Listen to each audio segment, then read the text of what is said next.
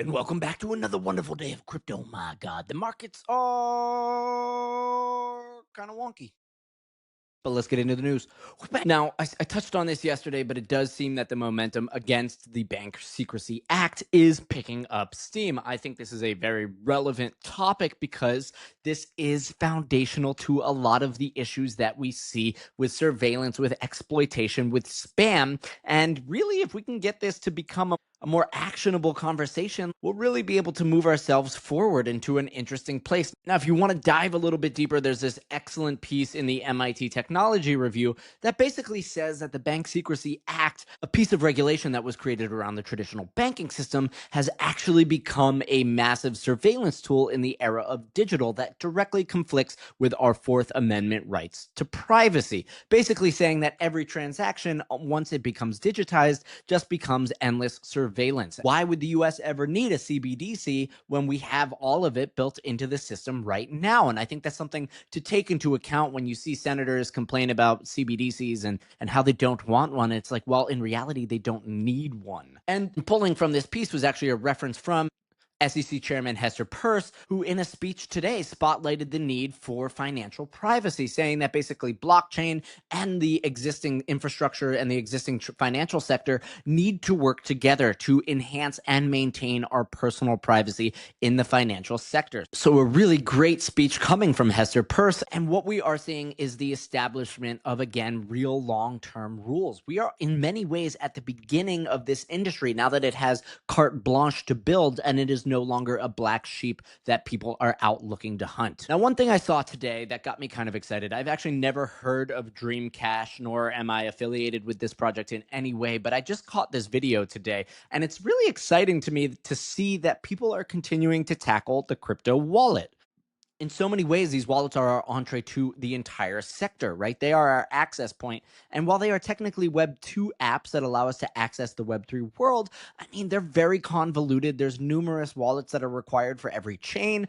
And even an advanced user can often get in a 45-minute battle trying to either purchase an asset or move an asset. And it's quite frustrating. Well, this one, Dreamcash, just looks pretty phenomenal. And I only talk about it because it's exciting to see that even though there's so many wallets, even though it feels like a saturated marketplace with leaders like MetaMask or Coinbase wallet, that people are still tackling this to have a beautiful interface that looks seamless. And we're moving now towards a gasless world where the gas can be pre-baked in, or you can use assets from one chain to pay for another. So this is all very exciting, and it does look like a very fluid merger between what people are used to now and the appropriate steps to get them comfy on chain. And now one of the most interesting things here is there's actually a Hyperliquid connectivity API underneath. So this is one of the newer feature sets that I've seen coming out, which is that Hyperliquid, the perps market, is being built into a lot of these apps as a feature set underneath the application itself. So not only is Dreamcash like an onboarding wallet to access Web3, but you can actually do leverage trading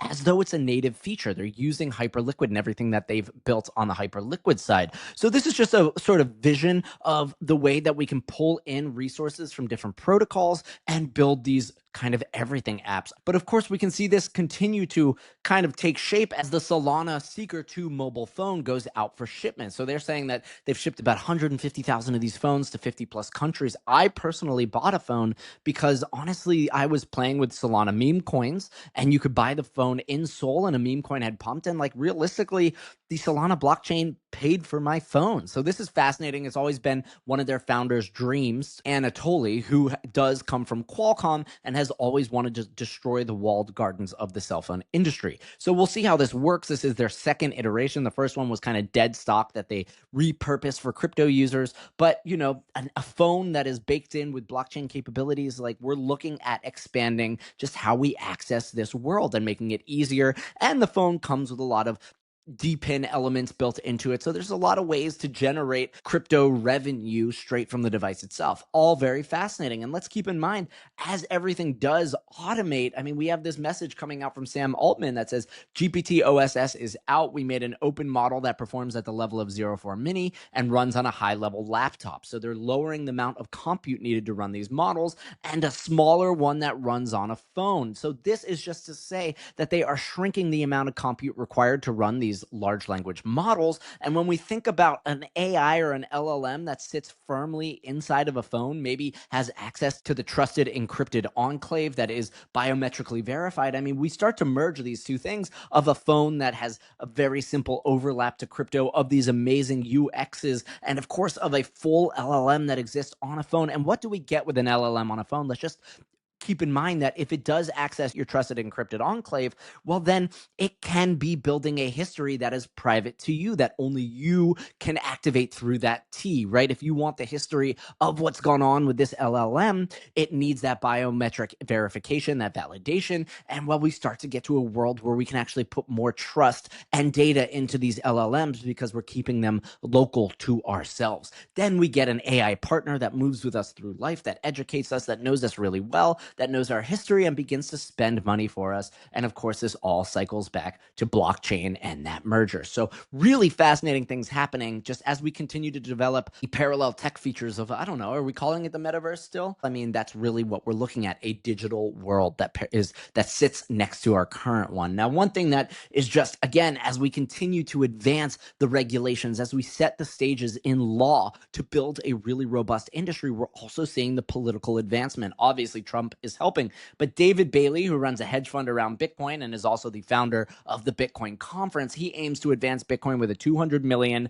PAC, political action committees. So it's impossible to deny now that crypto has broken into politics. I could make a very clear stance that the Democratic anti-crypto campaign, that Elizabeth Warren's anti-crypto army, even pushed crypto more into this political sphere. We were seeing ourselves as an industry assaulted from all ends. So as the Bible says, if somebody comes to kill you, rise up and kill them first. Now, that being said, the crypto industry was forced to align politically with one side or another because one wanted them to die. The other said, hey, we can take advantage of this. And I mean, lo and behold, the capital and the finances are very real. The majority of millennial millionaires hold crypto, and they can use this newfound wealth to further develop their own industry, right? If we spend that money now, we can get the good regulations that we're seeing coming from the SEC. We can get these political action committees, and we can turn this industry into something much more substantial than we deemed it maybe 4 years prior. So it's pretty fascinating to watch the politicization of Bitcoin. Obviously,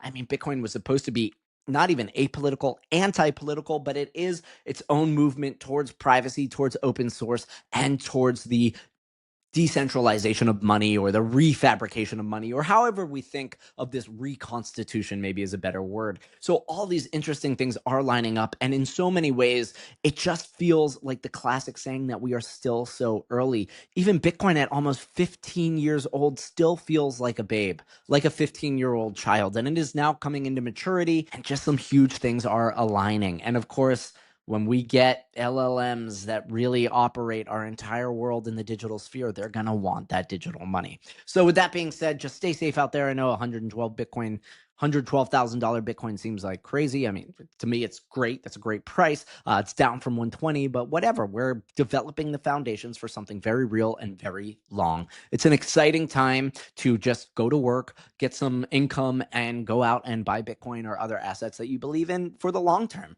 This is the path to success. This is the way to break free of this millennial miring of finances. And it is an option that was given to us out of the banking collapse of 2008. So for every problem, there is a solution, and it's out there if you just look hard enough. With that being said, don't over lever. The market's wild. It's going in both directions. Stay safe, and I will see you tomorrow.